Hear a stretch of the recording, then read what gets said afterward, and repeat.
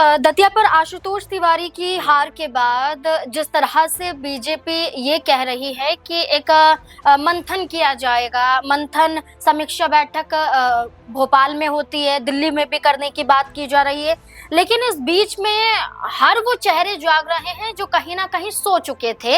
ऐसा क्यों कहा जा रहा है? क्योंकि कैलाश विजयवर्गीय वो खुलकर सामने आए। वो ये कहते हैं कि ये विधानसभा के चुनाव जैसा तो नहीं है, लेकिन हार जीत तो हार जीत होती है, और अगर हारा गया है दतिया पर तो इसका कारण भी जाना जाएगा। वो बयान देते हैं। यशोधरा राजे सिंधिया जो अमूमन चुनिंदा चीजों पर बोलती हैं, ज्यादा बोलती भी नहीं है, वो दतिया पर बोलती हुई नजर आई हैं। वो पोस्ट करती हैं और कहती हैं कि आत्म मंथन का समय आ गया है। तो किस और इशारा वो कर रहे हैं कि क्या जरूरी हो गया बीजेपी के अंदर इन नेताओं का बोलना भी? देखिए बिल्कुल, और यहाँ पर नरोत्तम मिश्रा का नाम लगातार उभर के सामने आ रहा है जब से चुनाव बीजेपी दतिया पे हारी है। अब कैलाश विजयवर्गीय की आप बात करें, देखिए मुझे अभी भी याद है कि जब उनका टिकट कटा था, कैलाश विजयवर्गीय सामने आए थे, उन्होंने कहा था कि देखिए अगर हम पूरे विधानसभा की बात करें तो 200 ज्यादा सीटें मध्य प्रदेश में है और यहाँ पर हजारों लोग तैयारी करते हैं, तो क्या सबको टिकट दे दिया जाएगा और तैयारी के नाम पर क्या सबको टिकट बांट दिया जाएगा? इस तरह की बातें वो कहते हुए दिखाई पड़े थे कि अगर पार्टी ने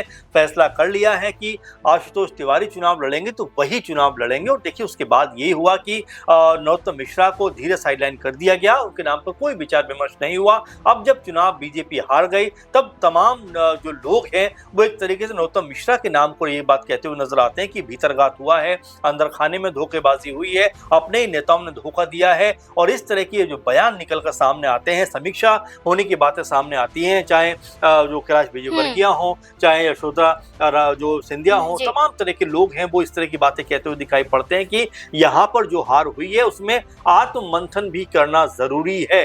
तो क्या नरोत्तम मिश्रा को बिल्कुल ही बीजेपी से अलग थलग कर दिया जाएगा? एक सवाल ये बनता है, और साथ में एक सवाल ये भी बनता है कि देखिए तमाम जो नेता यहाँ पर चुनाव प्रचार करने के लिए आए, तमाम नेताओं ने यहाँ पर बीजेपी प्रत्याशी के लिए जोर लगाया, लेकिन उनके नाम को लेकर कोई बात नहीं कर रहा है। लेकिन नरोत्तम मिश्रा को लेकर हर कोई बात कर रहा है कि उनकी वजह से यहाँ बीजेपी प्रत्याशी की हार हुई है, क्योंकि हर कोई अंदर खाने की बात, भीतरघात करने की बात कहता हुआ दिखाई पड़ा है। अब ऐसे में भीतरघात किसने किया इसको लेकर कोई नहीं बोल रहा है, और जो 3-4 नाम प्रचार प्रसार करते हुए दिखाई पड़े उनकी तो तारीफें हो रही है, लेकिन नरोत्तम मिश्रा के ऊपर सवाल खड़े किए जा रहे हैं। अब ऐसे में नरोत्तम मिश्रा इस पूरे के पूरे जो उस तरह से आरोप लग रहे हैं उसके ऊपर क्या पलटवार करते हुए दिखाई पड़ते हैं, ये देखना दिलचस्प होगा। और साथ में क्या वो बीजेपी के साथ बने रहेंगे या कोई बड़ा कदम उठाते हुए दिखाई पड़ेंगे।